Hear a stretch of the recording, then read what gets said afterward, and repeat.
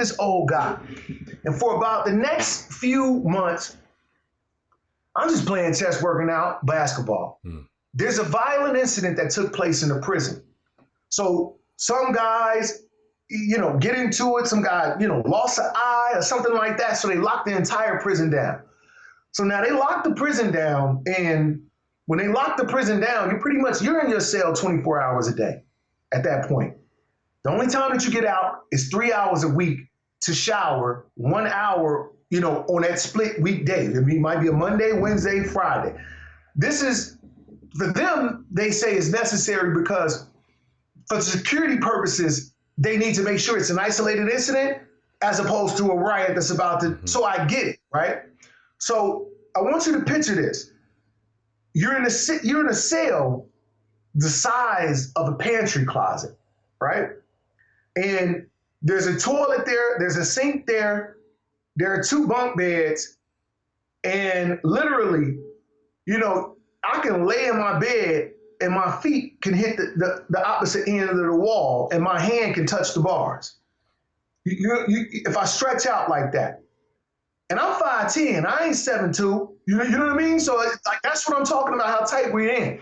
So during this time, everything is done through your trap, right? So in Waupun, the phone system works that when it's your phone night, the tier runner will come by, give you the phone, and you talk on the phone, and you get the phone back or whatever it is, they'll pass it from cell to cell when it's your night, right? So even during this investigation, they still give you that, they still give you food. So I'm on the phone with my mother one night, and my mother, I still don't know how she was able to do this without the institution hanging up on everybody, but she clicked in. It's like a 5-way, man. It was like my mother, my 2, 3 aunts, you know what I'm saying? Like she would have church with me on this phone, right? And she would ask questions. And so when she's asking questions, she's asking these questions about my case, about the appeal, about my co-defendant's case, about this, about that. And so I'm answering to the best of my, you talking about high school education, from the inner city. So I'm answering it to the best of my ability. And so I get off, right? And my cellmate, me and this dude, literally, I say about the extent of our conversation for this month and a half of being in there was, hey, make sure you close the cell door, or I'm not going out for breakfast, close the door, or see you after work, or whatever, because he had a job in the law library. So now I get off of this phone, and I'm just, I'm emotional as it is, so I'm about to lay down and tuck myself in for a book and just disappear for the night, start over new. Hopefully we come off lockdown the next day. My cellmate was like, man, look, you mind if I talk to you? And I'm like, yeah, what's going on? He's like, I just, I couldn't help but to overhear your conversation because I'm in here with you. This is the first time we really even had an extended conversation because he worked during the day. When he came in at 5, it was like, I'm in, and I'm like, we sleep, we going, you know what I mean? Like, that's the day. So he's like, look, I'm just confused because, you're saying your case is messed up. There's problems with your case, right? And I'm like, yeah. He was like, but man, you literally get out here. I've never seen you in the law library. Like you're out here playing ball, you playing chess. You know what I mean? Like you work out. So I'm just trying to figure out. I'm not trying to be in your business, but I'm trying to figure out. And I said, well, look, I got, my attorney is doing an appeal. And he was like, you talking about that appointed attorney, right? And I was like, yeah. He was like, yeah, that this like how they appointed you as attorney at your trial, right? Ooh. I was like, touche. So I said, well, look, man, I don't really know the law like that. I'm just trying to, and he was like, well, word is you didn't really know how to play chess like that. But now I heard you kicking everybody butt at rec. So I'm like, okay, where do I start? So he's like, let me see what's going on and give me your transcripts and stuff like that. So when I went in my bin to get him out and give it to him, he was like, man, I can't believe this. And I was like, what's going on? He's like, dude, you didn't open any of this? And I'm like, no, what I had to open it for? I sat there while they railroaded me. He was like, look, young brother, he was like, just give me a second. Let me read this.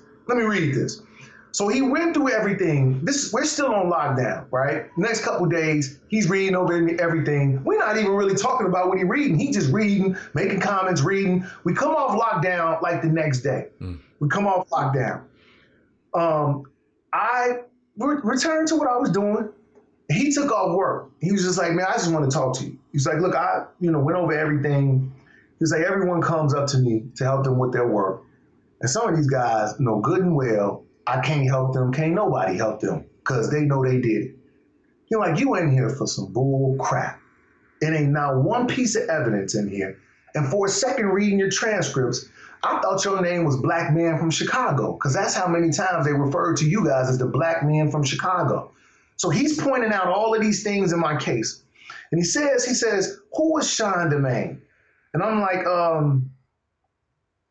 don't know. Like, what are you talking about? He's like, well, who is this? So he gives me a little, like, it's like a little brief police report that says, my name is Sean DeMaine. I was at the party. I saw the black guys. Two of the guys, went off. I was staying with one of the lighter guys. That's me, because he was a white kid. He was explaining us by complexion. And then I saw all of them later on that night, and they were gone. And so, he was asking me, and I was like, oh, yeah, I remember this. I was playing video games and stuff like that. And he said, man, are you listening to yourself? And I'm like, what? He's like, look, these people accused you and your friends of sneaking up a flight of stairs, raping a white girl, and fleeing out the building like a scene from the 1900s. Don't you understand that this kid is literally a timeline of events saying that he was with you guys literally the whole time? And I said, man, well, I never really, and I got mad when he told me that. I said, well, how the heck am I supposed to know that? You understand? I'm a kid. How am I supposed to know that? And he was like, well, look, kid, you got a lot to learn. And the first place you need to go is not the rec yard. It's to